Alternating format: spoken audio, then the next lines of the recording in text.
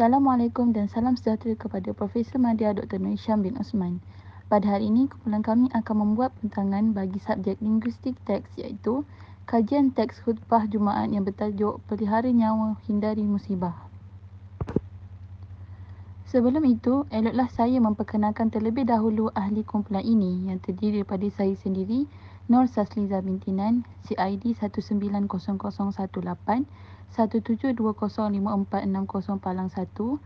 Nurul Akilah binti Muhammad Amin, JID 190033 172076051 dan Nur Zulaika binti Abdullah, JID 190029 172033601. Bagi bahagian pengenalan, linguistik teks merupakan sebuah kajian linguistik yang dilakukan terhadap sebuah teks yang telah dipilih oleh para pengkaji. Lazimnya, kajian ini dilakukan pada tahap-tahap kecil seperti fonem, kata, fraza dan lain-lain. Oleh itu, kumpulan kami telah memilih teks berbentuk teks khutbah yang bertajuk Pelihara Nyawa Hindari Musibah. Teks ini dipilih oleh kami kerana terdapat beberapa ciri teks yang boleh dikaji pada teks khutbah tersebut. Antaranya ialah ciri tekstual, linguistik dan ciri sosial. Ciri tekstual ialah ciri yang berkaitan dengan isi atau teks dalam sesebuah wacana, manakala ciri linguistik pula merangkumi aspek sintaksis, morfologi, kata, fonem dan sebagainya. Bagi ciri sosial pula, ia adalah sebuah ciri yang menganalisis peristiwa sosial dan politik dalam anggota masyarakat. Seterusnya ialah takrifan teks kajian. Untuk teks kajian, ahli kumpulan kami telah memberi fokus kepada teks khutbah Jumaat. Teks khutbah Jumaat yang kami pilih bertajuk Pelihara Nyawa Hindari Musibah. Apa yang dibincangkan dalam teks ini adalah tentang kepentingan dalam memelihara nyawa dan menghindari musibah, terutama pada musim COVID-19 sekarang. Apa yang dimaksudkan dengan khutbah Jumaat? Khutbah Jumaat adalah dua khutbah yang diberikan oleh khatib kepada umat Islam setiap kali solat Jumaat dilaksanakan. Dalam teks khutbah Jumaat ni boleh membincangkan sama ada tentang pendidikan, sosial, isu semasa dan juga politik. Seterusnya kita pergi pula kepada objektif kajian. Objektif kajian yang pertama ialah menganalisis ciri-ciri tekstual yang terdapat dalam teks khutbah Jumaat yang bertajuk Pelihara Nyawa Hindari Musibah. Objektif kajian yang kedua, menganalisis ciri-ciri linguistik yang terdapat dalam teks khutbah Jumaat yang bertajuk Pelihara Nyawa Hindari Musibah.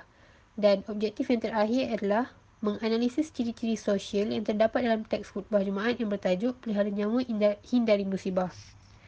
Saya serahkan pembentangan kepada pembentang seterusnya. Bagi kaedah kajian pula, kumpulan kami telah memilih untuk menggunakan kaedah kajian kepustakaan kerana penganalisisan dan pengumpulan data diambil daripada teks khutbah yang dipilih iaitu Pelihara Nyawa Hindari Musibah. Kami juga telah merujuk beberapa jurnal artikel dan laman web yang mempunyai maklumat berkaitan ciri-ciri teks.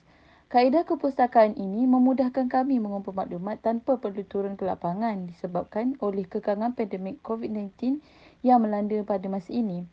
Penentuan kaedah kajian adalah amat penting kerana ia sangat membantu dalam memastikan data-data kajian yang diperoleh adalah sahih dan tepat.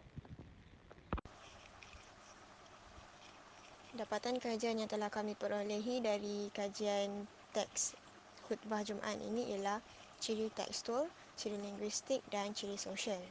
Ciri tekstual ialah ciri yang berkaitan dengan isi atau teks dalam sesebuah wacana, manakala ciri linguistik pula ciri yang di bawahnya terdapat sintaksis, morfologi, kata, fonem dan sebagainya.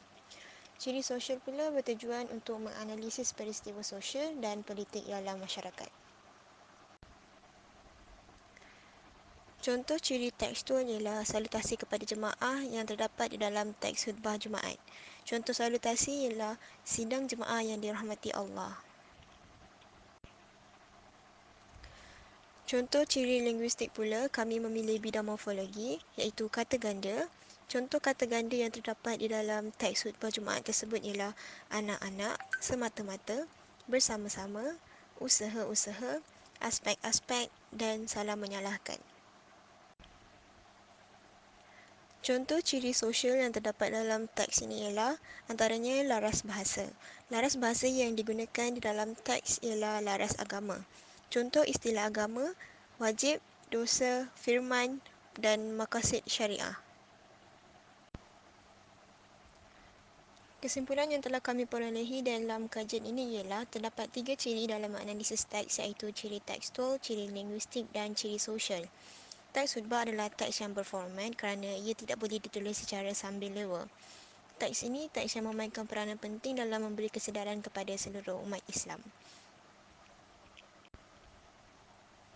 Sekian, terima kasih.